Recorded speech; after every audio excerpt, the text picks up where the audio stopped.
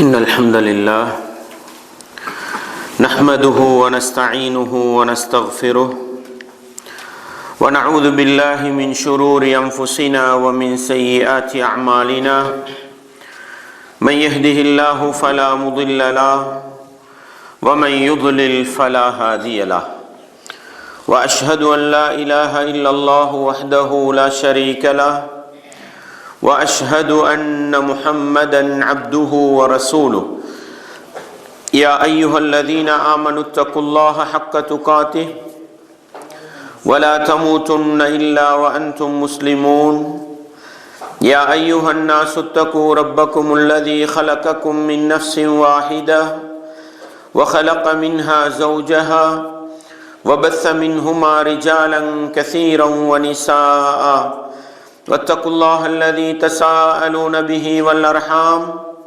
إن الله كان عليكم رقيبا يا أيها الذين آمنوا اتقوا الله وقولوا قولا سديدا يصلح لكم أعمالكم ويغفر لكم ذنوبكم ومن يطع الله ورسوله فقد فاز فوزا عظيما أما بعد فإن أصدق الحديث كتاب الله وخير الهدي هدي محمد صلى الله عليه وسلم وشر الأمور محدثاتها وكل محدثة بدعة وكل بدعة ضلالة وكل ضلالة في النار வார்த்தைகளில் சிறந்தது வல்லவன் ரஹ்மானின் வார்த்தை என்றும் நடைமுறைகளில் சிறந்தது நபிகளார் ஸல்லல்லாஹு அலைஹி வஸல்லம் அவர்களுடைய வாழ்க்கை வழிமுறை என்றும் அவர்களுடைய வாழ்க்கை வழிமுறைகளுக்கு பின்னால் மார்க்கத்தில் புதிதாக புகுத்தப்பட்டவைகள் கர்மங்களிலே மிக மோசமானவைகள் பித்அத்துகள்,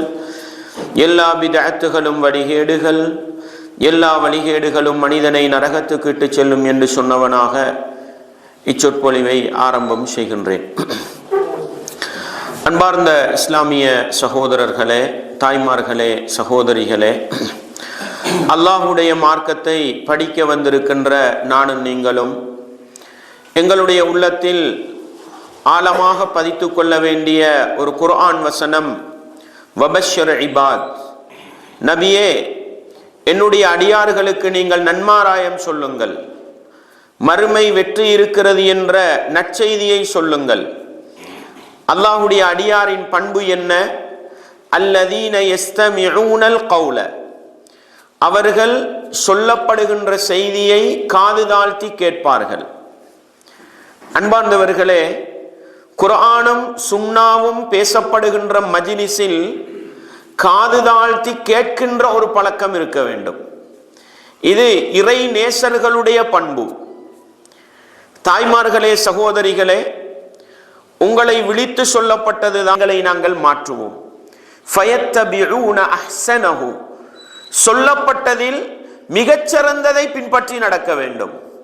காது தாழ்த்தி கேட்க வேண்டும், சொல்லப்பட்டதில் மிகச்சிறந்ததை பின்பற்றி நடக்க வேண்டும். மிகச்சிறந்தது வார்த்தைகளில் சிறந்தது அல்லாஹுடைய வேதம் அல் குர்ஆன், நடைமுறைகளில் சிறந்தது நபிகளார் ஸல்லல்லாஹு அலைஹி வஸல்லம் அவர்களுடைய வாழ்க்கை வழிமுறை. எனவே பேசப்படுகின்ற விடயங்களில் குர்ஆன் சுன்னாவுடைய ஆதாரத்தோடு எதுவெல்லாம் பேசப்படுகின்றனவோ அவைகளை பின்பற்றி நடப்பதன் மூலம், வாழ்க்கையில் நடைமுறைப்படுத்துவதன் மூலம் படைத்தவன் ரப்புடைய நெருக்கமான அடியார்களாக மாறி மறுமை வெற்றியை பெற்றுக்கொள்ள முயற்சி செய்ய வேண்டும் என்ற இந்த அடிப்படையை எப்பொழுதும் நானும் நீங்களும் உள்ளத்திலே நிறுத்தி கொள்ள வேண்டும் என்கிற விடயத்தை நினைவூட்டியவனாக, அன்பார்ந்தவர்களே, இஸ்லாமிய உறவுகளே, தாய்மார்களே, சகோதரிகளே, குடும்ப வாழ்க்கையில் ஒரு பெண்மணியின் பங்கு என்ன? இந்த தலைப்பை பார்த்தவுடனே இது பெண்களுக்கு மாத்திரம் சொந்தமான ஒரு தலைப்பு போன்று எல்லோருக்கும் விளங்குகிறது. ஆனால் பெண்களை விடவும் இந்த தலைப்பை கேட்பதற்கு மிக தகுதியானவர்கள் ஆண்கள் தான் என்பதை இந்த தசாப்தத்திலே வாழுகின்ற, இந்த நூற்றாண்டிலே வாழுகின்ற ஆண் சமூகம் மறந்துவிடக்கூடாது. காரணம் என்ன? ஒரு பெண்ணுடைய பொறுப்பை விளங்காததன் காரணமாக, ஒரு இஸ்லாமிய பெண்மணியின் மீது இஸ்லாம் வைத்திருக்கின்ற பொறுப்பு என்ன, அவள் எதன் பக்கம் வளர்க்கப்பட வேண்டும், அவள் எதன் அடிப்படையில் உருவாக்கப்பட வேண்டும், அவள் எதை நோக்கி நகர்த்தப்பட வேண்டும் என்பதை அறியாத ஆண் சமூகத்தினால் அந்த பெண்மணிகள் பல சந்தர்ப்பங்களில் இஸ்லாமிய வரம்புகளை மீறி செல்லுகின்ற ஒரு நிலை ஆண் சமூகத்தினாலே உருவாக்கப்படுகிறது. எனவே இது பெண்களை விழிக்கின்ற ஒரு தலைப்பாக இருந்தாலும் இது ஆண் சமூகத்துக்கு அதிகம் தேவைப்படக்கூடிய ஒரு தலைப்பு என்பதை நானும் நீங்களும் மறந்துவிடக்கூடாது. பல அடிப்படைகளில் இது ஆணுக்கு சம்பந்தப்படுகிறது. ஏன்? அர்ரிஜாலு கவ்வாமூன அலன் நிசா, அல்லாஹ் அல் குர்ஆனிலே சொல்கிறான், ஆண்கள் தான் பெண்களை நிர்வகிப்பவர்கள் என்று சொன்னால், அன்பாண்டவர்களே, இஸ்லாமிய உறவுகளே, பெண்களை நிர்வகிக்கின்ற ஆண்கள் பெண்களுடைய பொறுப்பு என்ன என்பதை புரிந்து கொண்டால்தான் அவர்களை சரியான அடிப்படையில் உருவாக்க முடியும் என்பதையும் ஆண் சமூகம் மறந்துவிடக்கூடாது. திருமணம் முடிக்கின்ற அந்த விடயத்திலே அதிகாரம் இருக்கிறது ஆண் தரப்புக்கு. 100% அதிகாரம் ஆண் தரப்புக்கு இருக்கிறது. ஏன்? ஒரு ஆண்மகன் 100க்கு 100% உரிமையோடு தனக்குரிய துணையை தேர்வு செய்யலாம். ஒரு பெண்மணியை பொறுத்தவரையில் அவளுக்கு 100க்கு 100% உரிமையோடு சுயமாக தீர்மானிக்க முடியாது. ஒரு வலியின் துணையோடு தான் அவள் தீர்மானிக்க வேண்டும். அதனால இஸ்லாம் சொல்கிறது, துன்கஹுல் மர்அத்து லிஅர்பஇன், ஒரு பெண்மணி 4 நோக்கங்களுக்காக திருமணம் முடிக்கப்படுகிறாள். திருமணம் முடிக்கப்படுகிறாள். முடிக்கிறது யாரு? ஆண்மகன். எனவே ஒரு ஆண்மகன் ஒரு பெண்ணை 4 நோக்கங்களில் ஒரு நோக்கத்தை வைத்து திருமணம் முடிக்கிறான். திருமணம் முடிப்பவன் யார்? ஆண்மகன். அல்லாஹ்வுடைய தூதரின் அறிவுரை அந்த ஆண்மகனை நோக்கித்தான் வருகிறது. நோக்கங்கள் 4. லிமாலிஹா, அவளிடத்தில் இருக்கிற பொருளாதார செல்வாக்குக்காக. வலி நசபிஹா, அவளுடைய குடும்ப பரம்பரை வம்சாவளிக்காக. வலி ஜமாலிஹா, அவளுடைய அழகுக்காக. வலி தீனிஹா, அவளுடைய மார்க்கத்துக்காக. ஃபதுஃபர் பிதாத்தித்தீன், ஆண்மகனை விழித்து அல்லாஹ்வுடைய தூதர் சொன்னது என்ன? மார்க்கப்பட்டுள்ளவளை நீ தேர்வு செய்து கொள். அன்பார்ந்தவர்களே, இஸ்லாமிய உறவுகளே, இந்த உலகத்திலே எந்த ஒரு மனிதன் இஸ்லாமிய முறைப்படி பிறந்து வளருவதாக இருந்தாலும் இஸ்லாமிய திருமணத்தினூடாகத்தான் உலகத்துக்கு ஒரு நல்ல பிரஜை வரலாம்.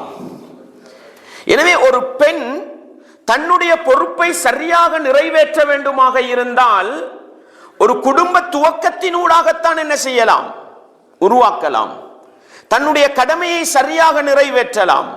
எனவே அந்த பெண்மணியை தேர்வு செய்கின்ற ஆண்கள் மார்க்கத்தை அடிப்படையாக வைத்து தேர்வு செய்தால், மார்க்கம் இருந்தால் மற்ற 3ஐயும் சேர்த்துக்கொள்ளலாம். பிரதானம் மார்க்கம். அன்பார்ந்தவர்களே, எனவே ஒரு ஆண் மகன் என்ன செய்ய வேண்டும்? மார்க்கப்பட்டுள்ள பெண்ணை தேர்வு செய்ய வேண்டி ஆசைப்பட்டால், இந்த இடத்துல நம்ம இருக்கிற எல்லா ஆண்களும் திருமணம் முடிச்சில்லைன்னு வைங்களேன், நம்ம எல்லாரும் திருமணம் முடிக்கிற வயசில் இருக்கிறோம். நம்ம எல்லாரும் மார்க்கப்பட்டுள்ள பெண்ணை தான் திருமணம் முடிப்போம் என்ற முடிவிலே இருந்தால், நாங்கள் 100 பேர் இருக்கிறோம், 40 பேர் இருக்கிறோம், 50 பேர் இருக்கிறோம் என்றால் 50 பெண்கள் மார்க்கத்தோடு உருவாக்கப்பட வேண்டும். ஆண்கள் ஆண்களாக இருந்தால் பெண்கள் பொறுப்புள்ளவர்களாக மாறுவார்கள். ஆண்கள் தன்னுடைய பணியை செய்ய மறுத்தால் பெண்களை உருவாக்க முடியாமல் போய்விடும். எனவே பெண்களை பொறுப்புள்ள சமூகமாக உருவாக்க வேண்டுமா, அதிலே மிகப்பெரிய பங்கு செலுத்தக்கூடியவர்கள் ஆண் மக்கள் தான் என்பதை நானும் நீங்களும் மறந்துவிடக் கூடாது. எனவே நாங்கள் ஆண்களாக இருந்து கொண்டோ எங்களுக்கு 1 அல்லது 2 அல்லது பல பெண் பிள்ளைகள் இருக்கிறார்கள் என்றால், பொறுப்புள்ள பெண் சமூகத்தை உருவாக்குகின்ற கடமை ஆணுக்கு இருக்கிறது என்றால், எங்களுடைய சமூகத்தில் இருக்கிற ஆண்கள் எல்லாம் மார்க்கப்பட்டுள்ள பெண்களை தான் தேர்வு செய்வார்கள் என்கிற நிலை வந்தால், ஆண்களாக தந்தைமார்களாக இருக்கிற நாங்கள் எங்களுடைய பெண் பிள்ளைகளை எப்படி உருவாக்குவோம்? மார்க்கப்பட்டோடு உருவாக்குவோம். அப்படியானால் பொறுப்புள்ள ஒரு பெண் சமூகத்தை உருவாக்குகின்ற அந்த பணியிலே ஆண்களுக்கு பெரிய ஒரு பங்கு இருக்கிறது என்பதை நானும் நீங்களும் ஒருபோதும் மறந்துவிடக் கூடாது. எனவே பெண்களை நிர்வகிக்கின்ற ஆண்கள் அவர்களுடைய பணியை சரியாக செய்தால் சமூகத்திலே பொறுப்புணர்வு உள்ள பெண்மணிகள் தானாக வருவார்கள் என்பதை ஆண் சமூகம் ஒருபோதும் மறந்துவிடக் கூடாது. அல்லாஹ்வுடைய தூதர் ஸல்லல்லாஹு அலைஹி வஸல்லம் அவர்கள் என்ன சொன்னார்கள்? இந்த உலகத்தில் இருக்கின்ற மிகச்சிறந்த சொத்தை பற்றி ரசூலுல்லாஹ் ஸல்லல்லாஹு அலைஹி வஸல்லம் அவர்கள் சொல்லுகின்ற பொழுது எப்படி சொன்னார்கள்? அத்துன்யா மதா, இந்த உலகம் என்பது மனிதன் அனுபவிக்கின்ற பொருட்கள், இன்பம் அனுபவிக்கின்ற பயன்படுத்துகின்ற பொருட்கள். இந்த உலகம் எதை கண்டாலும் மனிதனுக்கு பயன்படுத்த வேண்டும் என்ற உணர்வு உள்ளதுதான் இந்த உலகம் என்பது. வகைரு மதாஇ துன்யா, இந்த உலகத்தில் மனிதன் பயன்படுத்துகின்ற பயன்பாட்டுக்குரிய அனைத்திலும் மிகச்சிறந்தது எது? அல் மர்அத்து சாலிஹா, ஒரு சாலிஹான பெண்மணி என்றார்கள் ரசூலுல்லாஹ் ஸல்லல்லாஹு அலைஹி வஸல்லம் அவர்கள். அன்பார்ந்தவர்களே, பெண் பிள்ளைகளை பெற்றவர்களாக நாங்கள் இருந்தால் எங்களுடைய பெண் பிள்ளைகளை உலகத்தில் சிறந்த சொத்தாக நாங்கள் தான் உருவாக்க வேண்டும். அப்படியானால் பொறுப்புள்ள பெண் சமூகத்தை உருவாக்குகின்ற கடமை ஆண் சமூகத்துக்குத்தான் இருக்கிறது. திருமணம் முடிக்கின்ற அதிகாரமும் உரிமையும் ஆண்களுடைய கையிலே தான் நேரடியாக இருக்கிறது. தனக்குரிய துணைவியை தேர்வு செய்கின்ற பொறுப்பு 100% ஆணுடைய கையிலே தான் இருக்கிறது என்றால் உலக வாழ்க்கையை அனுபவிக்க தயாராகின்ற ஒவ்வொரு ஆண்மகனும் உலகத்தில் மிகச்சிறந்த இன்பம் தருகின்ற சொத்தான சாலிஹான பெண்ணை தேர்வு செய்ய வேண்டுமா இல்லையா? அன்பார்ந்தவர்களே, நாங்கள் எல்லோரும் சேர்ந்து சாலிஹான மார்க்கப்பட்டுள்ள பெண்களை தேர்வு செய்ய தயாராகினால் அங்கிருந்துதான் பொறுப்புள்ள ஒரு சமூகம் உருவாக போகிறார்கள். நாங்கள் எப்படி தேர்வு செய்கிறோம்? எனக்கு வருகின்ற மனைவி அழகாக இருந்தால் மட்டும் போதும், மார்க்கம் அவசியம் இல்லை. ஏன்? திருமணம் முடித்தவுடனே அலங்கரிக்க வேண்டும், திறந்த ஆடைகளோடு பாதை நெடுகே இழுத்து செல்ல வேண்டும், தான் விரும்புகிற இடத்துக்கெல்லாம் அழைத்து சென்று ஹராமான வழியில் உல்லாச பயணம் மேற்கொள்ள வேண்டும் என்றால் பொறுப்புள்ள பெண்ணை உருவாக்கலாமா? முடியாது. பொறுப்புள்ள பெண் உருவாகவில்லை என்றால் பொறுப்புள்ள பிள்ளைகள் வளருவார்களா? மார்க்கப்பட்டுள்ள பிள்ளைகள் வளருவார்களா? முடியாது. மார்க்கப்பட்டுள்ள வீட்டு சூழல் உருவாகுமா? உருவாகாது. வீட்டு சூழல் உருவாகவில்லை என்றால் ஒரு இஸ்லாமிய கிராமம் உருவாகுமா? உருவாக முடியாது. ஒரு இஸ்லாமிய கிராமம் உருவாகவில்லை என்றால் கிராமங்களின் கூட்டுச் சேர்வு என்ன? ஒரு நாடே நாசமாகி போய்விடும். எனவே பொறுப்புள்ள ஒரு பெண் சமூகத்தை உருவாக்க ஆண்மகன் தயாராகிவிட்டால் நிச்சயமாக பெண் சமூகத்துக்கு மத்தியில் ஆழமான மாற்றத்தை கொண்டு வர முடியும் என்பதை பெண்களை நிர்வகிக்கின்ற ஆண்கள் அடிப்படை அம்சமாக புரிந்து கொண்டு பெண் சமூகத்துக்குள்ள பொறுப்பை பெண்களை நோக்கி பேசுவோம். இன்றைக்கு வளர்ந்து ஆளாகி இருக்கின்ற, குடும்ப வாழ்க்கை நடத்துகின்ற, பெண் பிள்ளைகளை பெற்று வளர்க்கின்ற தாய்மார்கள் அவரவர்களுக்குள்ள பொறுப்பை விளங்கிக் கொள்ளட்டும். ஆனால் ஆண்களாகிய நாங்கள் எங்களுடைய பொறுப்பில் இருக்கின்ற பெண்களை அந்த பொறுப்பை நிறைவேற்றுகின்ற பெண்களாக மாற்ற வேண்டும் என்ற ஒரு பாடத்தை இந்த தலைப்புக்கு கீழால் மறந்து விடாமல் புரிந்து கொள்ள வேண்டும் என்பதை உள்ளத்திலே ஆழமாக நிறுத்தி கொள்ள வேண்டும். அன்பார்ந்தவர்களே, இஸ்லாமிய உறவுகளே, ஒரு பெண்ணை பொறுத்தவரையில் அவளுக்கு இஸ்லாம் சொன்ன நேரடியான பொறுப்பு என்ன? அவளுக்கு சமூக கடமை இருக்கிறதா? ஒரு நாட்டை நிர்வகிக்கவில்லை, ஒரு நாட்டை ஆளவில்லை என்று ஒரு பெண்மணி குற்றம் பிடிக்கப்படுவாளா? இல்லை. ஒரு கிராமத்தை நிர்வகிக்கவில்லை, ஒரு கிராமத்தை வழிநடாத்தவில்லை என்று ஒரு பெண்மணி குற்றம் பிடிக்கப்படுவாளா? இல்லை. ஒரு பள்ளியை நிர்வகிக்கவில்லை, ஒரு நிர்வாகத்தை வழிநடாத்தவில்லை, மஸ்ஜிதை சரியாக கையாளவில்லை என்று ஒரு பெண்மணி குற்றம் பிடிக்கப்படுவாளா? குற்றம் பிடிக்கப்பட மாட்டாள். ஒரு பாடசாலையை உருவாக்கவில்லை, பாடசாலையிலே கற்றுக் கொடுக்கவில்லை, பாடசாலையிலே ஒரு அதிபராக செயற்படுத்தவில்லை என்று ஒரு பெண்மணி குற்றம் பிடிக்கப்படுவாளா? குற்றம் பிடிக்கப்பட மாட்டாள். ஒரு பெண்மணியின் மீது இஸ்லாம் வைத்திருக்கின்ற உச்சகட்ட பொறுப்பு என்ன தெரியுமா? ரசூலுல்லாஹ் ஸல்லல்லாஹு அலைஹி வஸல்லம் அவங்க சொன்னாங்க, ஒவ்வொரு மனிதனும் பொறுப்பாளியாக இருக்கின்றான். குல்லுக்கும் ராயின், நீங்கள் எல்லோரும் மேய்ப்பாளர்கள், பொறுப்பாளர்கள். வகுல்லுக்கும் மஸ்ஊலுன் அன் ரஇய்யத்திஹி, நீங்கள் ஒவ்வொருவரும் உங்களது பொறுப்பை பற்றி மறுமை நாளிலே கேள்வி கேட்கப்படுவீர்கள், விசாரிக்கப்படுவீர்கள். அன்பாண்டவர்களே, வல் மர்அத்து, ஒரு பெண்மணிக்குள்ள பொறுப்பு என்ன? ராஇயத்துன் ஃபீ பைத்தி ஜௌஜிஹா, அந்த பெண்ணுக்குள்ள கடமை என்ன தெரியுமா? தன்னுடைய கணவனின் வீட்டை நிர்வகிப்பதுதான். வஹிய மஸ்ஊலத்துன் அன் ரஇய்யத்திஹா, அவளுடைய பொறுப்பை பற்றி அவள் மறுமையில கேள்வி கேட்கப்படுவாள். அன்பார்ந்தவர்களே, ஒரு பெண்ணை பொறுத்தவரையில் பொறுப்புகளும் குறைவு, மறுமையிலே குறைந்த பொறுப்புக்கான விசாரணைகளும் குறைவுதான். ஏன்? ஒரு ஆணை பொறுத்தவரையில் அவன் மீது பொறுப்புகள் அதிகம். ஒரு இஸ்லாமிய பெண்ணை பொறுத்தவரையில் அவளுக்கு பொறுப்பு என்பது தன்னுடைய கணவனின் வீட்டு பொறுப்புதான். தன்னுடைய கணவனின் வீட்டை தன்னுடைய கணவனுக்காக பாதுகாக்க வேண்டும். தன்னுடைய கணவனின் படுக்கையை தன்னுடைய கணவனுக்காக பாதுகாக்க வேண்டும். தன்னுடைய கணவனின் வீட்டு சொத்து செல்வங்களை தன்னுடைய கணவனுக்காக பாதுகாக்க வேண்டும். தன்னுடைய வீட்டில் வளருகின்ற கணவனுடைய பிள்ளைகளை படைத்தவன் ரப்பு விரும்புகிற பிரகாரம் வளர்த்தெடுக்க வேண்டும். அல்ஹம்துலில்லாஹ், அந்த பெண்மணி பொறுப்பை நிறைவேற்றியவளாக மறுமையிலே வெற்றி பெறலாம்.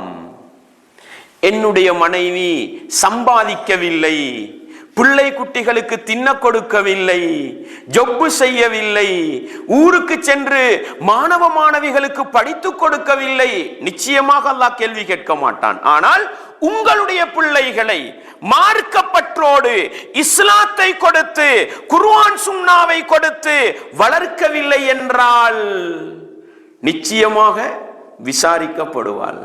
உங்களுடைய மனைவி அக்கவுண்டரா வேலை செய்யல, குற்றம் பிடிக்கப்பட மாட்டாள். நாட்டுடைய பொருளாதாரம் அடிமட்டத்துக்கு சென்றாலும், நாடே லொஸ்டாவினாலும், தன்னுடைய கணவனின் கம்பெனியே லொஸ்டாவினாலும் மனைவி விசாரிக்கப்பட மாட்டாள். ஆனால் கணவனுடைய சொத்து செல்வங்களை வீட்டுக்குள் இருந்து அந்த மனைவி பாதுகாக்கவில்லை என்றால் அவள் மறுமையிலே குற்றம் பிடிக்கப்படுவாள்.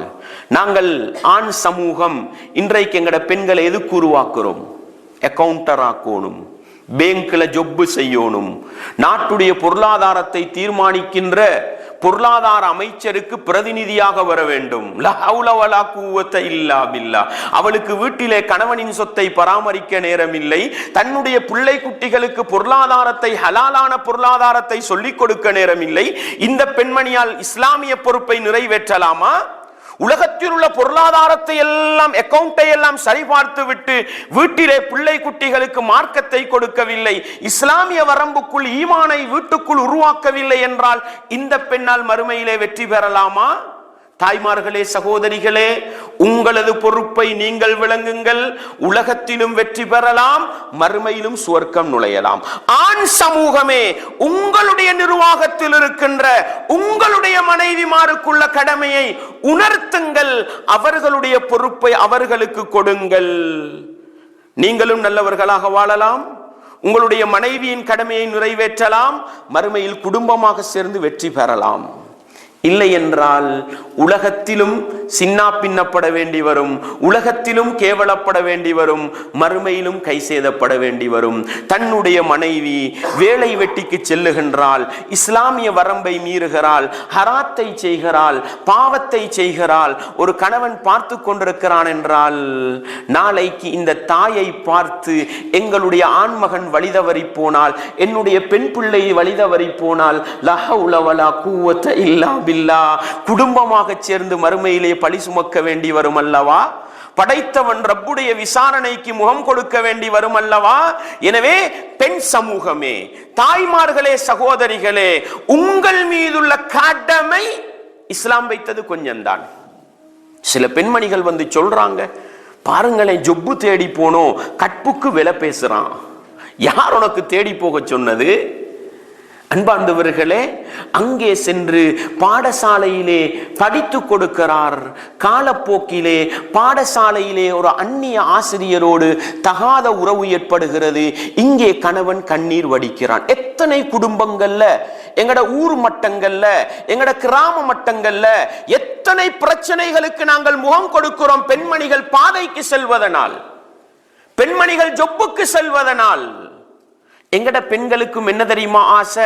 நாங்களும் பொறுப்புக்கு போகணும், நாங்களும் நிர்வாக மட்டத்துக்கு போகணும், வீட்டுக்கு மட்டும் வேலை செய்யலுமா? லா ஹவுல வலா குவத்த இல்லா பில்லாஹ்.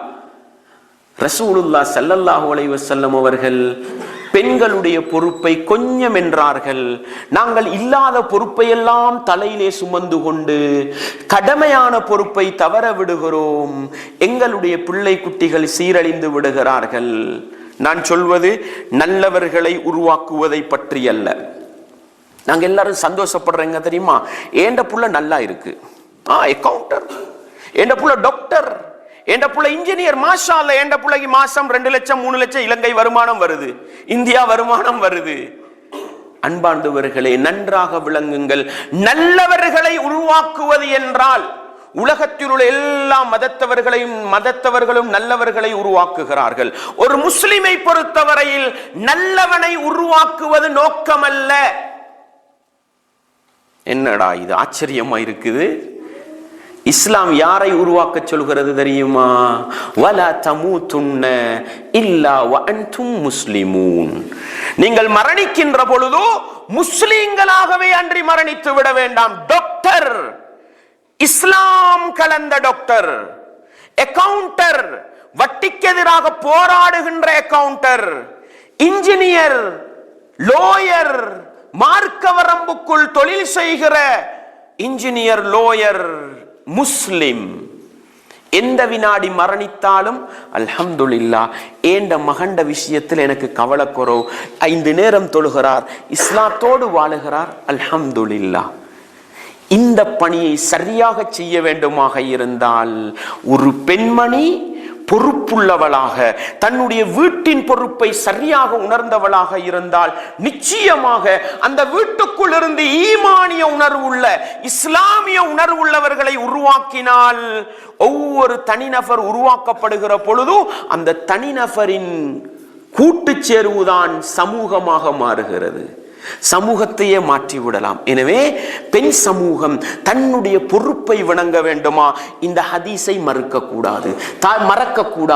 தாய்மார்களே, சகோதரிகளே, என்ன பொறுப்பு? ஒரு பெண்மணியின் மீதுள்ள குறைந்த மட்டத்திலான அல்லது உச்சகட்ட மட்டத்திலான பொறுப்பு என்ன? கணவனின் வீட்டு பொறுப்பு தான். வேறு எந்த பொறுப்பை பற்றியும் அல்லாஹ் மறுமையில விசாரிக்க போறதில்லை. இந்த பொறுப்பை தாய்மார்களும் சகோதரிகளும் விளங்கிக் கொள்ள வேண்டும்.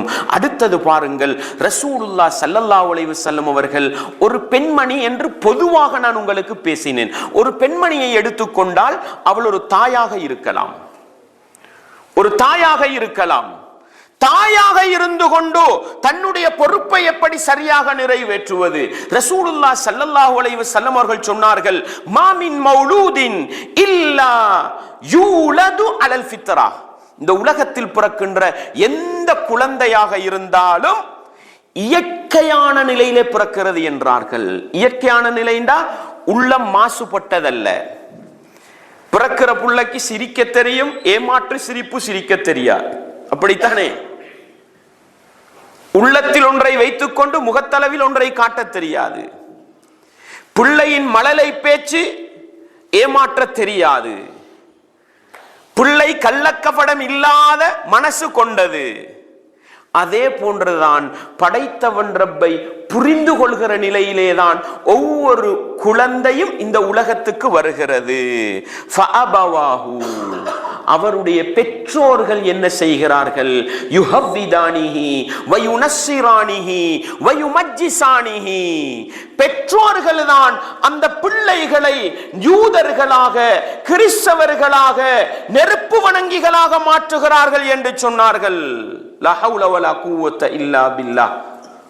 ஒரு பிள்ளை நல்லவனாக வளர்வதற்கும் ஒரு பிள்ளை வீணாகி போவதற்கும் பெற்றோருடைய நடவடிக்கை தான் காரணமாக இருக்கிறது. ஒரு ஆண்மகனை பொறுத்தவரையில் காலையோடு காலையாக தொழிலுக்கு செல்கிறார், மாலையோடு மாலையாக இரவோடு இரவாக வீட்டுக்கு வருகிறார். அவருக்கு பிள்ளைகளின் ஒழுக்கத்தை பார்க்க நேரம் இல்லை. ஏன்? அவர் மீதுள்ள பொறுப்பு அதிகம். தன்னுடைய குடும்பத்துக்கு சம்பாதிக்க வேண்டும், தன்னுடைய கம்பெனியை பார்க்க வேண்டும், தன்னுடைய நாட்டுக்கு உழைக்க வேண்டும், தன்னுடைய பள்ளியை பார்க்க வேண்டும், தன்னுடைய பாடசாலையை பார்க்க வேண்டும், எல்லாவற்றையும் பார்க்க வேண்டும். ஆனால் ஒரு பெண்மணிக்கு இஸ்லாம் வைத்த பொறுப்பு என்ன? உன்னுடைய கணவனின் வீடுதான் உனக்கு பொறுப்பு. வீட்டுக்குள் இருந்து கொண்டு பிள்ளைகளை பராமரிப்பவர் யார்? தாய்மார்களே, சகோதரிகளே, பொறுப்பை தவறவிட்டால் மறுமையிலே விசாரிக்கப்படுகிற ஒரே இடம் இதுதான். இதை மறக்க கூடாது. சமூகத்துக்கு பணியாற்றவில்லை என்று அல்லாஹ் கேள்வி கேட்க மாட்டான். உங்களுடைய பொறுப்பில் இருக்கின்ற பிள்ளைகளுக்கு செய்ய வேண்டிய கடமையை செய்யவில்லை என்றால் நிச்சயமாக அல்லாஹ் விசாரிப்பான். நானும் நீங்களும் மறந்துவிடக் கூடாது. இந்த பொறுப்புணர்வை உணர்த்துகின்ற ஆண் மக்களாக நீங்கள் மாற வேண்டும். அந்த பொறுப்புணர்வை அறிந்து செயற்படுகிற பெண்மணிகளாக மாற வேண்டும். இன்றைக்கு எங்கட பெண்கள் எப்படி மாறிட்டாங்க? ஒரு கணவன் சொல்றார், நீ என்னதான் படிச்சிருந்தாலும் நீ உழைக்க தேவையில்லை, நான் உழைத்து தருகிறேன் என்றால் நீங்க என்ன என்ற உரிமையை பறிக்கிறீங்க? படைத்தவன் ரப்பு உனக்கு தந்த உரிமையை விட இந்த உலகம் உனக்கு உரிமை தந்து விட்டதா? அல்லாஹ்வுடைய வேதம் தந்த உரிமையை விட முதலாளித்துவம் உனக்கு உரிமை தந்து விட்டதா? எங்கே போய் நிற்கிற எங்களுடைய பெண் சமூகம்? அன்பார்ந்தவர்களே, இஸ்லாமிய உறவுகளே, பொறுப்பை விளங்குங்கள். வீட்டுக்குள் இருக்கின்ற ஒரு தாய் சுபகு தொழுகைக்கு எழும்புகின்றாள், குர்ஆனை புரட்டி ஓதுகின்றாள், புகாரியை புரட்டி வாசிக்கின்றாள், யூடியூபிலே சென்று மார்க்கத்தை கேட்கின்றாள். அல்லாஹு அக்பர். வீட்டுக்கு என்ன மாற்றம் வருமுங்க? வீட்டுக்கு என்ன மாற்றம் வருமுங்க? 2 வயசு புள்ள, 3 வயசு புள்ள உம்மா தொழுகிற நேரம் முசல்லாவை கொண்டு வந்து அது விரிக்குது, தலைய குனிச்சு காலை பிடிக்குது, நெத்திய வச்சு சுஜூது செய்து, அதுக்கு ருக்குவும் தெரியாது, சுஜூதும் செய்ய தெரியாது. உம்மா செய்து நானும் செய்யறேன்னு சொல்லுது. அல்லாஹு அக்பர், அல்லாஹு அக்பர். ஒரு தாய் வீட்டிலே தொழக்கூடியவளாக இருந்தால் ஏங்க ஆண்மகன் பள்ளியில தான் கடமையை தொழ வேண்டும்? பெண்மணிக்கு ஜமாத்து கடமை இல்லை என்று இஸ்லாம் ஏன் வைத்தது? வீட்டுக்குள் தொழுகின்ற பொழுது 10 வயது வரையிலே பிள்ளைகளுக்கு வயதுக்கு வரும் வரையிலே தொழுகை கடமை இல்லை. தாய் தொழுவதை பார்த்து பார்த்து அது தொழுகையை படிக்கும். தாய்க்கு தொழுகை இல்லை என்றால், அந்த பொறுப்பை தாய் செய்யவில்லை என்றால், பிள்ளைகளை தொழுகையாளிகளாக என்றால், அந்த பிள்ளைக்கு 4 வயதுதான், அலிஃபும் தெரியாது, பாவும் தெரியாது. பாடசாலை புத்தகத்திலே வைத்துக்கொண்டு அதனுடைய மழலை மொழியிலே ஓத ஆரம்பிக்கிறது. என்னம்மா ஓதுறீங்கன்னு கேட்டா, நான் குர்ஆன் ஓதுறேன்னு சொல்லுது. லா ஹவுல வலா குவத்த இல்லா பில்லாஹ். இதே தாய் டிவியை போட்டு சினிமாவுக்கு முன்னால், நாடகத்துக்கு முன்னால் அமர்ந்திருந்தால் அந்த பிள்ளையின் நிலைமை என்ன சகோதரர்களே? ஆண் மக்களே, உங்களுடைய பொறுப்பை நீங்கள் விளங்குங்கள். உங்களுடைய பொறுப்பில் இருக்கின்ற பெண் மக்களை பொறுப்புள்ள பெண்களாக வாழ பழக்குங்கள். தாய்மார்களே, சகோதரிகளே, உங்களுடைய பொறுப்பை நீங்கள் விளங்கிவிட்டால் உங்களை நிர்வகிக்கின்ற ஆண்களுக்கு மிகவும் இலகுவாகிவிடும். அதைத்தான் அல்லாஹ்வுடைய தூதர் சொன்னாங்க. ஒரு பெற்றோர் தான் அந்த பிள்ளைகளுடைய வாழ்க்கையிலே மாற்றத்தை கொண்டு வருகிறார்கள். ரசூலுல்லாஹ் ஸல்லல்லாஹு அலைஹி வஸல்லம் அவங்க வந்து கேட்டாங்க, அல்லாஹ் ரசூலுல்லாஹ்ட்ட வந்து கேட்கிறாங்க, அல்லாஹ்வின் தூதரே, இந்த உலகத்திலே ஒரு மனிதன் அதிகம் தோழமை பாராட்ட வேண்டிய, அதிகம் அன்பு வைக்க வேண்டிய உறவு யார் என்று கேட்டாங்க. தாய்மார்களே, சகோதரிகளே, அல்லாஹ்வுக்காக சொல்லுகின்றேன், தாய்மையின் பெருமதியை விளங்குங்கள்.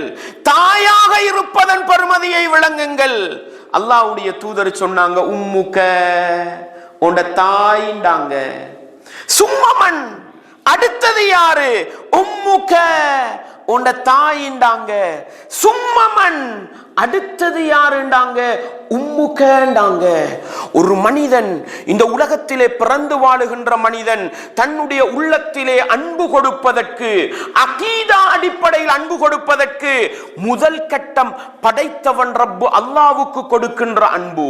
அல்லாஹ்வுக்கு கொடுக்கின்ற அன்பை போன்று யாருக்கும் அன்பு கொடுக்க முடியாது. படைத்தவனை வணங்குவதன் மூலம் அந்த அன்பை வெளிப்படுத்தி காட்ட வேண்டும். இந்த உலகத்தில் படைக்கப்பட்ட படைப்பினங்கள் என்ற அடிப்படையில் இரண்டாவது கட்ட அன்பு அல்லாஹ்வுடைய தூதருக்கு கொடுக்க வேண்டும். அவர்களை பின்பற்றி நடப்பதன் மூலம் அந்த அன்பை காட்ட வேண்டும். அந்த அன்பை குறைத்து விட்டால் ஈமான் பறிபோய்விடும். அகீதாவுடைய அன்பை தாண்டி ஒரு மனிதன் இன்னொரு மனிதனை நேசிப்பதாக இருந்தால் உச்சகட்ட அன்பு, முதல் கட்ட நேசம் ஒரு தாய்க்குத்தான். இரண்டாவது கட்ட நேசம் ஒரு தாய்க்குத்தான். மூன்றாவது கட்ட நேசம் அல்லாஹு அக்பர் ஒரு தாய்க்குத்தான். நான்காவதாக கேட்டார்கள் சும்மமன், அடுத்தது யார நேசிக்கணும், யாரோட தோழமை பாராட்டணும்? அபூகண்டாங்க. தாய்மார்களே, சகோதரிகளே, இஸ்லாம் உங்களுக்கு தந்த பொறுமதியை விளங்குங்கள். உங்களுக்கு தந்த பெருமதியை விளங்குங்கள். ஒரு தாய் விளங்க வேண்டும்.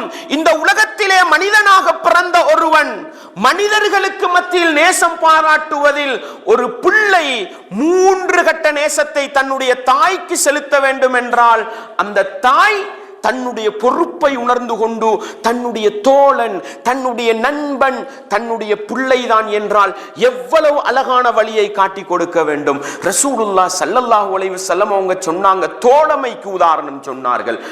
மஸலுல் ஜலீஸி ஸாலிஹி வ மஸலுல் ஜலீஸி ஸூஇ. அல்லாஹ்வுடைய தூதர் சொன்னாங்க, நல்ல நண்பனுக்கு உதாரணம், கெட்ட நண்பனுக்கு உதாரணம் என்று சொன்னார்களே. நல்ல நண்பனுக்கு உதாரணம் என்ன? இஸ்லாமிய உறவுகளே, தாய்மார்களே, சகோதரிகளே, ஒரு கஸ்தூரி வியாபாரியை போன்று என்றார்கள். கஸ்தூரி நமக்கு கிடைக்கிறது குறைவுதானே. ஒரு அத்தர் வியாபாரி கிட்ட போனா என்னங்க நடக்கும்? எங்கட நண்பனா அத்தர் விக்கிறவன் இருந்தா ஒன்றில் அவனுக்கிட்ட இருந்து நல்ல அத்தரு கிடைக்கும், நல்ல வாசனை திரவியம் கிடைக்கும். இல்ல, அவனோட 5 நிமிஷம் 10 நிமிஷம் இருந்துட்டு வந்தாலே நல்ல வாசனை எங்களோட சேர்ந்து கொள்ளும். இதுதான் நல்ல நண்பனுக்கு உதாரணம் என்றால் இந்த உலகத்தில் பிறந்து வாழுகின்ற ஒவ்வொரு மனிதனுக்கும் முதல் கட்ட, இரண்டாம் கட்ட, மூன்றாம் கட்ட நண்பன் என்ற இடத்தில் ஒரு தாய் தான் இருக்கிறாள் என்றால் அந்த தாயுடைய நடவடிக்கை நல்லதாக இருந்தால், அந்த தாயுடைய செயற்பாடு நல்லதாக இருந்தால் அங்கிருந்து உருவாகி வருகின்ற பிள்ளைகள் எப்படி நல்லவர்களாக வருவார்கள்? தாய்மார்களே, சகோதரிகளே, உங்களது பொறுப்பை சரியாக விளங்கி நீங்கள் சமூகத்துக்கு ஒரு நல்ல பெண்மணியை, நல்ல ஒரு ஆண்மகனை நீங்கள் கொடுத்தால், இப்படி ஒவ்வொரு பெண்மணியும் கொடுத்தால் சமூகத்திலே பெரிய மாற்றம் வரும் என்றால் ஒரு பெண்மணியின் பொறுப்பு சாதாரணமானதல்ல. இந்த உலகத்தையே நிர்வகிக்கின்ற இடத்தில் ஒரு பெண்மணி மாறலாம். எப்படி? நீங்கள் ஆட்சி செய்ய போகக்கூடாது, நீங்கள் பாராளுமன்றம் போகக்கூடாது, நீங்கள் பிரதேச சபை போகக்கூடாது, நீங்கள் பாடசாலை சென்று இஸ்லாமிய வரம்பை எல்லாம் மீறி டீச்சிங் வேலை செய்ய போகக்கூடாது. உங்களுடைய பணியை சரியாக செய்தால் அல்லாஹுவை பயந்து படித்துக் கொடுக்கின்ற ஒரு ஆசிரியரை, என்னுடைய மாணவனை நான் உருவாக்குறேன், உருவாக்கி அனுப்பி பாருங்க. பாடசாலைகள் சரியாக இயங்கும். பாராளுமன்ற, நாடாளுமன்றத்திற்கு நான் நல்லதொரு பிரஜையை உருவாக்கி அனுப்புவேன் என்று எல்லா தாய்மார்களும் சகோதரிகளும் அல்லாஹுவை பயந்தவர்களை பாராளுமன்றத்துக்கு அனுப்பினால், நாட்டின் பிரதிநிதியாக அனுப்பினால், அல்லாஹு அக்பர், ஒரு சிறந்த உலகத்தை உருவாக்குகின்ற பொறுப்பை ஒரு பெண்ணுடைய கையிலே அல்லாஹ் மறைத்து வைத்திருக்கிறான் என்றால் இதைவிட ஒரு தாய்க்கு சிறப்பு என்னங்க? இதைவிட ஒரு பெண்மணிக்கு என்னங்க சிறப்பு இருக்கிறது? இந்த சிறப்பை எல்லாம் குழி தோண்டி புதைத்து விட்டு என்னுடைய வீட்டு சூழல் எப்படி போனால் என்ன, என்னுடைய பிள்ளைகள் எப்படி போனால் என்ன, என்னுடைய கணவன் என்ன செய்கிறார் பார்க்க நேரம் இல்லை, என்னுடைய கணவன் என்ன சாப்பிட்டார் கேட்க நேரம் இல்லை, அவர் உலகத்துக்கு பின்னால் உலகத்தை தேடுவதற்கு சுத்தி திரிகிறார் என்றால் கடமைகள் பாழ்படுத்தப்படும். கடமைகள் பாழ்படுத்தப்பட்டால் அங்கிருந்து நல்லவர்கள் உருவாக மாட்டார்கள். நல்லவர்கள் உருவாகவில்லை என்றால் உலகமும் சீரழிந்துவிடும். மறுமையிலும் கடுமையான விசாரணைக்கு முகம் கொடுக்க வேண்டி வரும் என்றால், அன்பார்ந்தவர்களே, ஆண் சமூகமே, உங்களுடைய பொறுப்பில் இருக்கின்ற பெண்களுக்கு பொறுப்பை உணர்த்துகின்ற ஆண்களாக இருங்கள். தாய்மார்களே, சகோதரிகளே, இஸ்லாம் தந்த பொறுப்பை உணர்ந்து பொறுப்பை நிறைவேற்றுகின்ற பெண்மணிகளாக மாறுங்கள். நிச்சயமாக ஈருலகத்திலும் வெற்றி பெற முடியும் என்பதை நானும் நீங்களும் ஒருபோதும் மறந்துவிடக் கூடாது. அன்பார்ந்தவர்களே, எனவே ஒரு பெண்மணி தன்னுடைய பணியை சரியாக செய்தால் நல்லவர்களை உருவாக்கலாம். அனஸ் ரலியல்லாஹு அன்ஹு, இந்த பேரை கேட்டா மன திருப்தியோடு சந்தோஷத்தோடு ரலியல்லாஹு அன்ஹுன்னு சொல்றோமா? நான் கேட்கிறேன், யாருக்கு அனஸ் ரலியல்லாஹு அவங்கள தெரியாது? சில நேரம் அபூபக்கர் ரலியல்லாஹு அவங்கள பத்தி ஒரு சிறப்பு சொல்லுங்கண்டா கூட கொஞ்சம் யோசிச்சு தான் சொல்லணும். அனஸ் ரலியல்லாஹு அவங்கள பத்தி கேட்டா உடனே பதில் வரும், 10 வருஷம் ரசூலுல்லாஹ்வுக்கு வேலை பண்ணினாங்க. அப்படித்தானே? தெரியாதவங்க யாரும் இருக்கிறீங்களா? தெரியாதவர்கள் யாரும் இருந்தால் அது கை சேதம். ஏன்? அனஸ் ரலியல்லாஹு அவர்களை தெரியாத முஸ்லிம்கள் இல்லை என்கிற அளவுக்கு இஸ்லாத்திலே மிகப்பெரிய இடம் பிடித்தார். ஆனால் அல்லாஹ்வுடைய தூதர் மரணிக்கிற பொழுது அவர் சாதாரண வயசிலே இருந்தவர். ஏங்க? ரசூலுல்லாஹ் ஸல்லல்லாஹு அலைஹி வஸல்லம் மதீனா வருகிறார்கள். அனஸ் ரலியல்லாஹு அன்ஹு என்ற தனக்குரிய ஒரே மகனாக சொந்தம் வைத்திருந்த உம்மு சுலைம் ரலியல்லாஹு அன்ஹா தன்னுடைய மகனை இழுத்து பிடித்து கொண்டு நபிகளாருடைய மஜ்லிஸுக்கு வந்தார்கள். சில அறிவிப்புல அபூ தல்ஹா அவங்களோட வந்தாங்கன்னு வருது. என்ன சொன்னாங்க? அல்லாஹுவின் தூதரே, இதோ இருக்கிறார் என்னுடைய மகன் அனஸ், இதோ இருக்கிறார். சில அறிவிப்புல எப்படி வருது? புனை என்று தான் சொன்னார், என்னுடைய அருமை மகன் அனஸ், உங்களுக்கு வேலைக்காரனாக வைத்துக் கொள்ளுங்கள் என்று சொன்னார்கள்.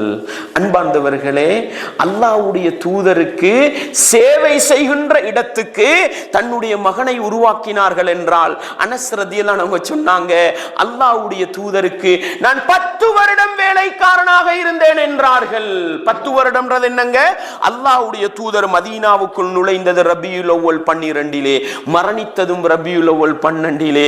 சஹாபாக்கள் சொன்னார்கள், 10 வருடம் மதீனாவிலே அல்லாஹ்வுடைய தூதர் வாழ்ந்தார்கள் என்றால் அல்லாஹ்வுடைய தூதர் வந்த நாளிலிருந்து திரும்பி செல்லும் வரையில் அல்லாஹ்வுடைய தூதருக்கு பணிபுரிந்தார்கள். நபிகளாருடைய வீட்டுக்குள் நடந்த திருமண விவகாரங்கள், குடும்ப விவகாரங்களை எல்லாம் மிக தெளிவாக பதிவு செய்தவர்கள் அனஸ் ரலியல்லாஹு அன்ஹு அவர்கள் என்றால் அந்த அளவுக்கு நபிகளாரோடு சம்பந்தப்பட்டிருந்தார்கள்.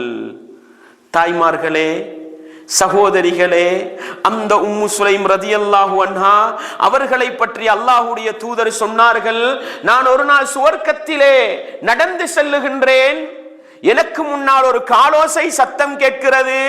நான் கேட்டேன், இது யார் என்று கேட்டேன்.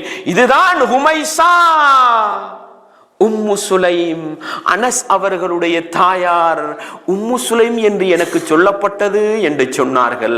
அல்லாஹு அக்பர், அல்லாஹு அக்பர். பொறுப்பை உணர்ந்தார்கள், கடமையை உணர்ந்தார்கள். இஸ்லாமிய வரலாற்றில் மிகப்பெரிய இடம் பிடித்த ஒரு நபித்தோழரை தந்துவிட்டு போனார்கள். இப்படி நிறைய உதாரணம் சொல்லலாம். அன்பார்ந்தவர்களே, தாய்மார்களே, சகோதரிகளே, அல்லாஹ்வுடைய மார்க்கத்தை தன்னுடைய வாழ்க்கையிலே நடைமுறைப்படுத்துகின்ற ஒரு ஆண் மகனை உருவாக்குங்கள் போதும், உங்களுக்கு ஒரு பெண்மணியை உருவாக்குங்கள் உங்களுக்கு போதும். அந்த கடமையை நிறைவேற்றினால் மறுமையில் மட்டுமல்ல, அல்லாஹ்வுடைய தூதர் சொன்னார்களே, இதா மாத்தல் இன்சான், ஒரு மனிதன் மரணித்து விட்டால் இன்கதஅ அமலுஹு இல்லா மின் ஸலாஸ், அவனுக்கும் இந்த உலகத்துக்கும் இடையிலான செயல் ரீதியான அனைத்து தொடர்பும் நின்று போய்விடும். இல்லா மின் ஸலாஸ், 3 விடயங்களை தவிரண்டாங்க. அதுல ஒன்றென்னங்க?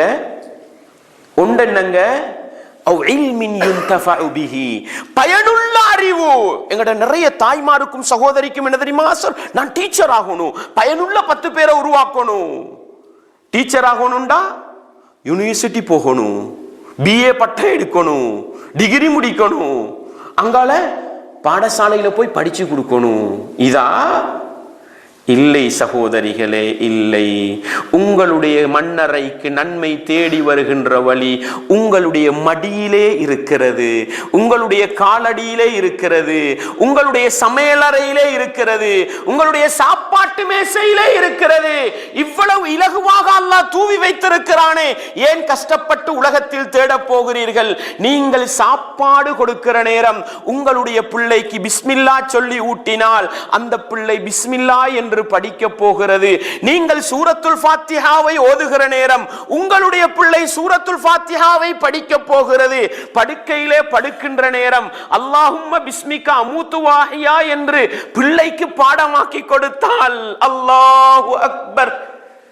இஸ்லாமிய உறவுகளே, தாய்மார்களே, சகோதரிகளே, உங்களோட வீட்டில் ABCD படிச்சு கொடுக்கிறது யாரு? உங்களோட வீட்டில் அயனு படிச்சு கொடுக்கிறது யாரு? எல்லாம் படிச்சு கொடுக்கிறோம். ஏக்கி ஏப்பல், பிக்கு போல், சிக்கு கேட் எல்லாம் படிச்சு கொடுக்கிறோம். ஆனா அலிஃபு பாப் சொல்லி கொடுக்க எங்களுக்கு நேரம் இல்லை. அலிஃபு பாப் சொல்லி கொடுக்க எங்களுக்கு நேரம் இல்லை. எங்கட வீட்டுல வளர்ந்த புள்ள இங்கிலீஷ் பேசுது, எங்கட வீட்டுல வளர்ந்த புள்ள சிங்களம் பேசுது, சில நேரம் வேற வேற மொழியெல்லாம் பேசுது. ஆனா குர்ஆன பார்த்து ஓத தெரியல. லா ஹவ்ல வலா குவத்த இல்லா பில்லாஹ். ஒரு உம்மு சுலைம்ட வாழ்க்கையை பாருங்க, ஒரு உம்மு சுலைம்ட வாழ்க்கையை பாருங்க. தாய்மார்களே, சகோதரிகளே, பொறுப்புகள் கொஞ்சம் சரியாக செய்தால் வெற்றி பெறலாம். சாப்பாட்டை சமைக்கிற நேரம் முதல் சாப்பாட்டு தட்டை போட்டு ஒரு ஏழைக்கு, மகளே பக்கத்து வீட்டு ஏழைக்கு கொடுத்து விட்டு வா, பக்கத்து வீட்டு கஷ்டவாளிக்கு கொடுத்து விட்டு வா. வீட்டிலே சமைத்த உணவை பிள்ளையே, மகனே இது ஒரு ஏழைக்கு கொடுத்துட்டு வா. படிப்பான் அவன். அடே, என் உம்மா வாழ்ற நேரம் சதக்காவை கொடுக்க சொன்னாங்களே, தர்மம் செய்ய சொன்னாங்களே, நீங்க மௌத்து மகண்ட 15 வயசுல. ஆனால் அவனுக்கு நீங்கள் கற்றுக் கொடுத்த தர்மம் வாழ்க்கையிலே இருக்கிறது. அவன் 60 வயசுல அட ஏண்ட உம்மா ஒரு விசேட சாப்பாடு செஞ்சா பக்கத்து வீட்டுக்கு கொடுப்பாங்களே, ஏழைக்கு கொடுப்பாங்களேன்னு உங்கள்கிட்ட படிச்ச சுண்ணாவை நிறைவேற்றுகிறான். நீங்க மௌத்தாவி 40 வருஷம் ஆச்சு, உங்களோட கபருக்கு நன்மை தேடி வரும் என்றால் அல்லாஹு அக்பர். பொறுப்புள்ள பெண் எங்கிருக்கிறாள்? பொறுப்புள்ள பெண் எங்கே வாழ்ந்து கொண்டிருக்கிறாள்? பொறுப்பை நிறைவேற்றுவதற்கு எவ்வளவு கஷ்டப்பட வேண்டும். எனவே வாழுகிற பொழுது உங்களுடைய ஒவ்வொரு நடவடிக்கையின் மூலமும், ஒவ்வொரு செயற்பாட்டின் மூலமும் பிள்ளைக்கு மார்க்கத்தை கொடுங்கள். திருமணம் முடித்து வாழுகிற நேரம் ஒரு தாய் என்ன செய்கிறாள்? தன்னுடைய வீட்டுக்கு தன்னுடைய தாய் வருகிற நேரம், தன்னுடைய இரத்த உறவுகள் வருகிற நேரம், தன்னுடைய சகோதரிகள் வருகிற நேரம் சிரித்துக் கொண்டு புன்முறுவல் பூத்த முகத்தோடு மனமகிழ்ச்சியோடு அனைத்தையும் செய்கிறாள். அந்த வீட்டிலே வளருகின்ற பெண் பிள்ளை பார்க்கிறது அதை. அட ஏண்ட தாய், அவங்களோட உம்மாவோட எவ்வளவு இரக்கம், அவங்களோட தாத்தா தங்கச்சோட எவ்வளவு இரக்கம், அவங்களோட நான தம்பியோட எவ்வளவு இரக்கம். அங்கிருந்து இரக்கத்தை படிக்கிறாள். அடுத்த நாள், அடுத்த மாதம் கணவனின் தாய் வருகிறாள். இவள் முகம் சுளிக்கிறாள். கணவனின் சகோதரிகள் வருகிறார்கள். ஏசி உணவு சமைத்து கொடுக்கிறாள். கணவனின் நானா தம்பிமார் வந்தால் திரும்பி பார்க்கப்படாது. ஆனா டீயை ஊத்தி மாப்பிள்ளையிட கையில கொடுக்கலாமே, டீயை ஊத்தி தண்ட மகண்ட கையில கொடுக்கலாமே. உண்ட சாச்சா வந்திருக்கிறாரு, உண்ட பெரியப்பா வந்திருக்கிறாரு, ரெஸ்பெக்ட் பண்ணு. அவனுகள் பொல்லாதவனுகள். யாரு? அல்லாஹு அக்பர். தாய்மார்களே, சகோதரிகளே, உங்களுடைய சகோதரர்கள் வந்தால் மாமா என்று இரத்த பாசத்தை ஊட்டுகிறீர்கள். ஆனால் உங்களுடைய பிள்ளையின் உடம்பிலே ஓடுகிற இரத்தம் அந்த இரத்தம் அல்ல. உங்களுடைய தந்தை, உங்களுடைய கணவனின் இரத்தம் ஓடுகிறது. உங்களுடைய கணவனின் உடம்பில் ஓடுகிற இரத்தம் அந்த பிள்ளையின் சாச்சா பெரியப்பாவுடைய உடம்பிலே ஓடுகிறது. என்ன செய்து கொண்டிருக்கிறோம்? இந்த பெண் பிள்ளை வளர்ந்து வருகிறது, திருமணம் முடிக்கிறது. ஏண்ட உம்மா எப்படி நடந்தாங்க? ஏண்ட உம்மா எப்படி நடந்தாங்க? அவங்கட உம்மா, அவங்கட சகோதரி, அவங்கட இரத்த உறவு வந்தா அன்பு கொட்டிச்சுது. கணவண்ட குடும்பம் வந்தா வெறுப்பு கொட்டிச்சுது. யாருக்கிட்ட இந்த வழிமுறையை படித்தார்? யாருக்கிட்ட இந்த சுண்ணாவை படித்தார்? தாய் கிட்ட படிச்சார். தாய் கல்யாணத்துக்கு முன்னாலே மௌத்து, கல்யாணத்துக்கு திருமணத்துக்கு பிறகு தாய் நடந்து கொண்ட அதே முறையில் தன்னுடைய குடும்பத்தோடு நடந்து கொண்டால் கபருக்கு நன்மை வருமா, கபருக்கு தீமை தேடி வருமா? உலகத்தில் நல்ல பிரஜைகளை உருவாக்குவதும் மன்னரையிலே நன்மை தேடிக்கொண்டு வருவதும் மறுமையிலே சுவர்க்க நுழைவதும் ஒரு பெண்மணிக்கு சுலபத்திலும் சுலபம் சகோதரர்களே. ஆனால் ஒரு ஆண் மகன் பல கஷ்டங்களுக்கு மத்தியில் தான் பாக்கியம் அடைய வேண்டும். ஆனால் ஒரு பெண்மணி தன்னுடைய வீட்டுக்குள் இருந்தே சுவனத்துக்குரியவளாக மாறலாம். 3ல் 2வது என்னங்க சொன்னாங்க? வலதின் சாலிஹின் யதுஉ லஹு, தன்னுடைய பெற்றோருக்காக பிரார்த்திக்கின்ற சாலிஹான குழந்தைண்டாங்க. ஒரு உம்மா தன்னுடைய பிள்ளைக்கு பிரார்த்தனை செய்கிற முறையை கற்றுக் கொடுக்கிறார். அல்லாஹு அக்பர். துஆ கேட்கிற முறையை கற்றுக் கொடுக்கிறார். சுஜூதிலே பிரார்த்திக்கிற முறையை கற்றுக் கொடுக்கிறார். 5 நேரம் தொழுகிற பிள்ளையாக உருவாக்கி வைத்திருக்கிறார். அன்பார்ந்தவர்களே, அறிவு ஒரு பக்கம், இந்த புள்ளை வளர்ந்து மரணித்த பெற்றோருக்காக கேட்கின்ற துஆ, அதன் பிறகு செய்கின்ற எல்லா நல்ல காரியம். துஆவை ரசூலுல்லாஹ் சொன்னாங்க, துஆ கேட்கின்ற பிள்ளையிடத்தில் எல்லா நலவுகளும் இருக்கும். படைத்தவன் ரப்பு கிட்ட தன்னுடைய தேவையை முறைப்பாடு செய்கிற பிள்ளைகிட்ட எல்லாம் இருக்கும். ரசூலுல்லாஹ் சுருக்கமான வார்த்தையில சொன்னாங்க, பிரார்த்தனை செய்கின்ற குழந்தை என்றால் துஆ மட்டும் செய்யறதில் அதை செய்யறவனுக்கிட்ட எல்லாம் இருக்கும். இப்படி ஒரு சாலிஹான பிள்ளையை உருவாக்குவதற்கு ஒரு பெண்மணி உலகம் சுத்த தேவையில்லை, ஊர் சுத்த தேவையில்லை.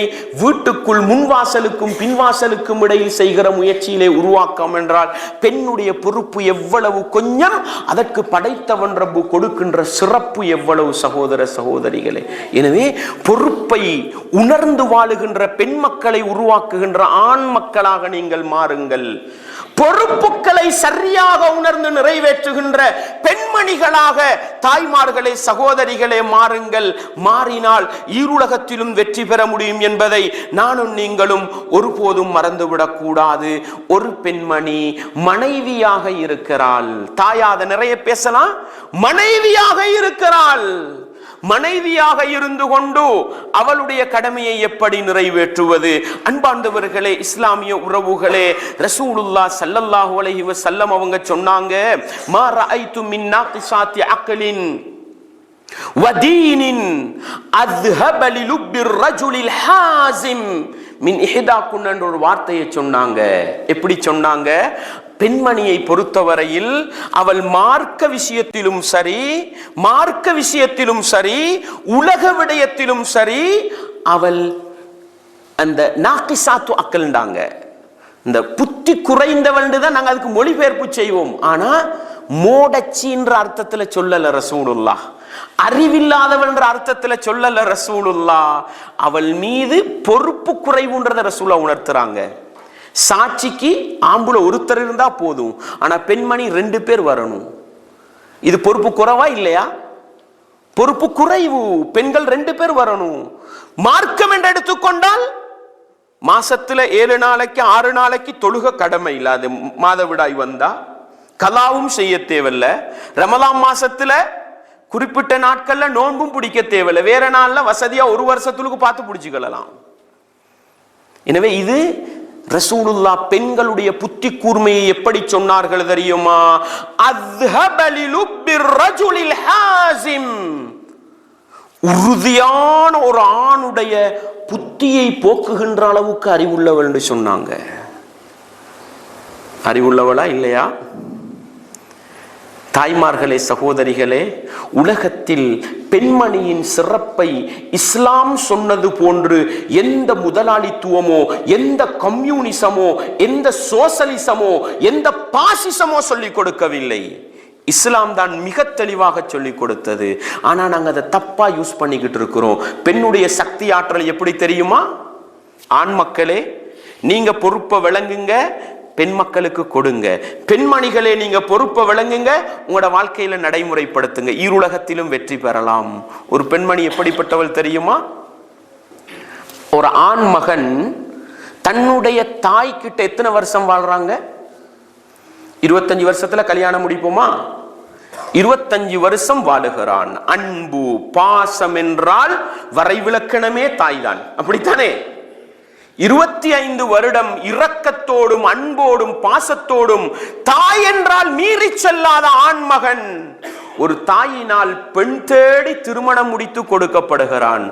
ஒரு வருஷம் போறதுக்கு இடையில அந்த 25 வருடம் அன்பாக இருந்த ஆண்மகனை அந்த தாய்க்கு விரோதியாக மாற்றுகிற அளவுக்கு ஒரு பெண்ணிடத்தில் திறமை மறைந்திருக்கிறது என்றால் இதை விட ஒரு பெண்ணுடைய திறமையை சொல்ல வேண்டுமா? இந்த உலகத்தில் எதுங்க பிரச்சனை? உலகத்தில் எதுங்க பிரச்சனை? ரஷ்யா உக்ரைன் பிரச்சனையா பிரச்சனை? எது பிரச்சனை? மாமி மருமகள் பிரச்சனை. ஏங்க இந்த பிரச்சனை வருது? அந்த பெண்ணிடத்தில் இருக்கின்ற ஆழமான அறிவை வைத்து அவள் என்ன செய்கிறாள்? தன்னுடைய கணவனை மாற்றி விடுகிறாள். இதையே இஸ்லாமிய முறையில் தன்னுடைய கணவனுக்கு சரியான முறையில், கணவரே நீங்கள் மறுமையிலே சுவர்க்கம் போக வேண்டுமா? உங்களுடைய தாய்க்கு செய்ய வேண்டிய கடமையை செய்யுங்கள், உங்களுடைய தந்தைக்கு செய்ய வேண்டிய கடமையை செய்யுங்கள். உங்களுடைய தந்தை படுக்கையிலே இருக்கிறது ஒரே ஆண் பிள்ளை, அவருடைய சிறுநீரை கழுக வேண்டும், அவருடைய மலஜலத்தை கழுக வேண்டும், நீங்கள் போய் கழுகுங்கள் என்று தன்னுடைய கணவனை பெற்றோருக்கு சேவை செய்கின்ற கணவனாக ஒரு பெண்மணி மாற்றினால் சுவர்க்கம் எங்கெங்க இருக்குது? ஒரு பெண்மணி தன்னுடைய பொறுப்பை சரியாக செய்தால் சுவனம் அங்கேதான் இருக்கிறது. சகோதரி கஷ்டப்படுகிறாள், சாப்பிடுவதற்கு வசதி இல்லை. அல்லாஹ் தன்னுடைய கணவனுக்கு பொருளாதாரத்தை கொடுத்திருக்கிறான். என்னங்க வாழ்றீங்க? அல்லாஹ் உங்களுக்கு பொருளாதாரத்தை தந்திருக்கிறான். உங்களுடைய ரத்தம், உங்களுடைய சகோதரி கஷ்டப்படுகிறாள், கொடுங்கள், அந்த ரத்தத்தை நிம்மதியாக வாழ வையுங்கள் என்று குடும்ப உறவை பேணி வாழுகின்ற கணவனாக மாற்றினால் கணவனும் சுவர்க்கம் போகலாம், அந்த பெண்ணும் சுவர்க்கம் போகலாம் என்றால் அல்லாஹ் சுவர்க்கம் எங்கெங்க இருக்குது? நானா தம்பி இரத்த உறவு கடனிலே இறுகி சிக்கி தவிக்கிறான். கணவனின் அக்கவுண்ட் பணத்தால் நிரம்பி வழிகிறது. கணவரே, உங்களோட நானாங்க, உங்களோட தம்பிங்க கூலி வீட்டுல கூலி கொடுக்க வசதி இல்லாம இருக்கிறாங்க, கொஞ்சம் அவனுக்கு உதவி பண்ணுங்கண்டு ஒரு பெண்மணி அவளுடைய பொறுப்பை செய்தால் அல்லாஹு அக்பர். இது நான் கஷ்டமான்னு கேட்கிறேங்க. கஷ்டமா இது? உங்களோட அக்கவுண்ட்ல இருந்து சல்லி எடுத்து தண்ட உம்மாவுக்கு கொடுக்கிறது யாருங்க? உங்களோட பொஞ்சாதி தானே. தண்ட நானா தம்பிக்கு அள்ளி கொடுக்கிறது யாருங்க? உங்களோட பொஞ்சாதி தானே. தண்ட அக்கா தங்கச்சிக்கு அள்ளி கொடுக்கிறது யார்? உங்களோட பொஞ்சாதி தானே. கணவனுடைய சொத்தை அப்படி கொடுக்கலாமா கணவனுக்கு தெரியாம? தண்ட தம்பி யூனிவர்சிட்டியில படிக்கிறான், மாப்புல கணவனுடைய சொத்தை தெரியாம எடுத்து தம்பிய படிக்க வைக்கிறாள் மனைவி. இப்படி செய்யலும் அதை சின்னொரு மாற்றம். கணவனுடைய பொருளாதாரத்தில் முதல் கடமை கணவனுக்கு இருக்கிறது, அவனுடைய குடும்பத்தை பராமரிக்க வேண்டும். தாய்மார்களே, சகோதரிகளே, கணவன் அவனுடைய குடும்பத்துக்கு கொடுக்கிறான் என்பதற்காக சண்டை பிடிக்கின்ற எத்தனை மனைவிமார்கள் இருக்கிறார்கள். பொறுப்பை விளங்கவில்லை. உங்களோட கணவன்மார்ட சொத்துல உங்களுக்குள்ள பொறுப்பு என்ன தெரியுமா? பாதுகாப்பது மட்டும்தான். அவர் இதுக்குத்தான் செலவழிக்கணும், இதுக்குத்தான் கொடுக்கணும், எடுக்கணும் ரூல்ஸ் போடுற ரைட் உங்களுக்கு கிடையாது. அதிகாரம் செலுத்துகிற ரைட் உங்களுக்கு கிடையாது. கணவனுடைய சொத்தை உங்களுக்கு நினைத்த பிரகாரம் பரிமாற முடியாது. அல்லாஹ்வுடைய தூதர் என்ன சொன்னாங்க? ஹிந்தா வாராங்க ரசூலுல்லாஹ் கிட்ட, அல்லாஹ்வின் தூதர், என்னுடைய கணவர் ஒரு கஞ்சனாக இருக்கிறார், அவருடைய சொத்துல இருந்து தெரியாம எடுக்கலாமா? மஅரூஃபன் எடுத்துக்கிட்டாங்க, முறையா எடுண்டாங்க. மனைவிக்கும் பிள்ளைகளுக்கும் ஒரு நாளைக்கு செலவுக்கு எவ்வளவு போகும் அந்த அளவு எடுக்கலாம், அதை தாண்டி எடுக்க முடியாது. சதக்கா கொடுக்கிறதாக இருந்தா சதக்கா, ஒரு ஏழை வந்து வாசலிலே நிற்கிறான், பணம் கேட்கிறான், கொடுப்பதற்கு தன்னிடத்தில் பணம் இல்லை, கணவனிடத்திலிருந்து எடுத்து கொடுக்கலாம். உங்களுக்கு அரவாசீனமா கணவனுக்கு அரவாசீனமா கொடுக்கும். மத்த இப்படி கொடுத்தாலும் படைச்சவன் ரப்பு கிட்ட தப்பிக்கல இல்லாம போகும். இன்னைக்கு என்னங்க நடக்குது? பொறுப்பை சரியாக விளங்காததனால் தன்னுடைய பொறுப்பை தாண்டி கணவனின் மீது அதிகாரம் செலுத்தி இரத்த உறவுகளை பகைக்க வைத்து சொந்த பந்தங்களை விட்டும் தூரமாக்கி தன்னுடைய கணவனை ஆளுகின்ற ஒரு நிலை வந்தால் இது உலகத்திலும் நாசத்தை கொண்டு வரும். ஏன்? தன்னுடைய பெண் பிள்ளைகளை அதே நிலையில தான் வளர வைக்கும். தன்னுடைய மகளுக்கு நாளைக்கு, தன்னுடைய மகனுக்கு நாளைக்கு ஒரு மருமகள் வந்து நிற்பாள், அதே மாதிரி அவள் வந்து நிற்பாள். லா ஹவுல வலா குவத்த இல்லா பில்லாஹ். வேண்டாம் சகோதரர்களே, உங்களுடைய பெண் பிள்ளைகளை பொறுப்பை விளங்கி செயற்படுகின்ற பெண் பிள்ளைகளாக வளருங்கள். உங்களுடைய மனைவிமாருக்கு படித்துக் கொடுங்கள். தாய்மார்களே, சகோதரிகளே, நீங்கள் இஸ்லாமிய வரம்புக்குள் பொறுப்பை விளங்கி நிறைவேற்றுங்கள். உங்களுடைய பெண் பிள்ளைகள், ஆண் பிள்ளைகளுக்கு பொறுப்பை உணர்த்துங்கள். உலகத்திலும் நல்லவர்களாக வாழலாம், மறுமையிலும் வெற்றி பெறலாம். அன்பார்ந்தவர்களே, இஸ்லாமிய உறவுகளே, அதே உம்மு சுலைம் ரதியல்லாஹு அன்ஹா அவர்களுடைய வரலாற்றை பாருங்கள். அபூ தல்ஹா ரதியல்லாஹு அவங்களை கல்யாணம் முடிக்கிறாங்க. அவங்களுக்கு உம்மு சுலைம் அவங்களோட குடும்பம் இருக்குதே, எப்பொழுதும் ரசூலுல்லாஹ்வோட போவாங்க வருவாங்க. அபூ தல்ஹா ரதியல்லாஹு அது மாதிரிதான் கணவரை ரசூலுல்லாஹ்வோட விட்டு இருந்தாங்க. உம்மு சுலைம் ரதியல்லாஹு அவங்களுக்கு பிரசவ வேதனைங்க, பிரசவ வேதனை. அந்த நேரத்தில் அபூ தல்ஹா ரதியல்லாஹு அன்ஹு மனைவிக்கு பக்கத்தில் இருக்க வேண்டிய நிலைமை வந்தது. அந்த நேரத்தில் பிரசவ வேதனையில இருக்கிற மனைவிக்கு பக்கத்தில் இருந்து கொண்டு அபூ தல்ஹா ரதியல்லாஹு அல்லாஹ்வோட பேசுறாங்க. எப்படி? அல்லாஹும்ம, இறைவா, உனக்கு தெரியும் நான் அல்லாஹ்வுடைய தூதரை விட்டும் பிரிந்திருந்ததே இல்லை. ஆனா என் மனைவிக்கு ஏற்பட்டிருக்கிற இந்த நிலைமை அல்லாஹ்வுடைய தூதரை விட்டும் என்னை பிரித்து விட்டது அல்லாஹ்வே என்று சொல்றாங்க. இது மனைவி உம்மு சுலைம் ரதியல்லாஹு அன்ஹா அவர்களுடைய காதிலே விழுகிறது சகோதரிகளே, காதிலே விழுகிறது சகோதரிகளே. உடனே அபூ தல்ஹா ரதியல்லாஹு அழைத்து சொன்னார்கள், அபூ தல்ஹாவே, உங்களுக்கு நபிகளாரோடு இருப்பதுதான் விருப்பமா? நீங்கள் போய் நபிகளாரோடு இருந்து கொள்ளுங்கள், நான் பிள்ளையை பெற்றெடுக்கிறேன் என்று அபூ தல்ஹா அவர்களை அனுப்பி வைத்தார்கள். பிள்ளையை பெற்றெடுத்த உடனே மகன் அனஸை அழைத்து பிள்ளையை கொடுத்தார்கள். நபிகளாரிடத்தில் கொண்டு போய் கொடுத்து விட்டு வாருங்கள் என்று. இது முஸ்லிமிலே வரக்கூடிய செய்தி. அன்பார்ந்த தாய்மார்களே, சகோதரிகளே, எப்படி ஒரு தாய், ஒரு மனைவி, ஒரு பெண்மணி பொறுப்பை விளங்கினார்கள் என்று பாருங்கள். எங்களுடைய கணவன்மாரை அல்லாஹ்வுடைய மார்க்கத்துக்கு சேவை செய்கின்ற கணவன்மார்களாக உருவாக்கி வைத்திருக்கிறோமா? தாய்மார்களே, நீங்கள் ஊர் முழுக்க மீட்டின் வைக்கவில்லை, ஊர் முழுக்க பயான் நிகழ்ச்சி வைக்கவில்லை, நீங்கள் ஒரு நிர்வாகத்துக்கு, பெண்கள் குழுமத்துக்கு தலைமை தாங்கி பயான் நிகழ்ச்சி ஏற்பாடு செய்யவில்லை என்று அல்லாஹ் உங்களை ஒருபோதும் குற்றம் பிடிக்க மாட்டான், ஒருபோதும் குற்றம் பிடிக்க மாட்டான். ஆனால் உங்களுடைய கணவன் மார்க்கத்துக்கு பணிபுரியவில்லை என்றால், மார்க்கத்துக்கு சேவை செய்யவில்லை என்றால் அல்லாஹ்வுடைய விசாரணைக்கு ஆளாகலாம். உங்களுடைய கணவனை அல்லாஹ்வுடைய மார்க்கத்துக்கு பணிபுரிகின்ற ஒரு கணவனாக நீங்கள் உருவாக்கினால் உங்களுடைய குடும்பத்துக்குள்ளும் இஸ்லாம் வரும், சமூகத்துக்குள்ளும் இஸ்லாம் வரும். குடும்பமாக, சமூகமாக சேர்ந்து மறுமையை நோக்கி போகலாம்.